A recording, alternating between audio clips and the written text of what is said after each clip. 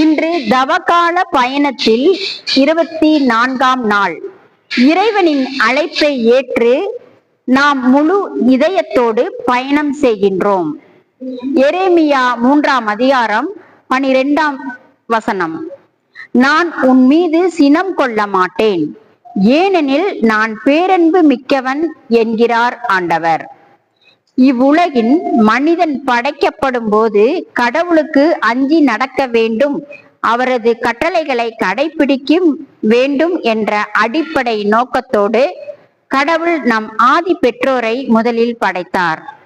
ஆனால் கடவுளின் நியமங்களை மீறியதால் பாவம் மனிதனுக்குள் நுழைந்தது.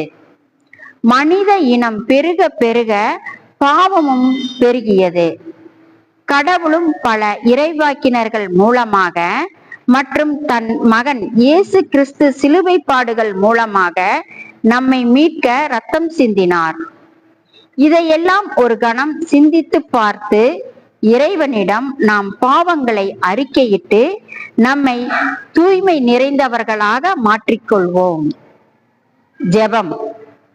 அப்பா, நான் பாவம் செய்தேன், உன் அன்பை உதறி சென்றேன், கெட்டொழிந்து ஓய்ந்து போனேன்.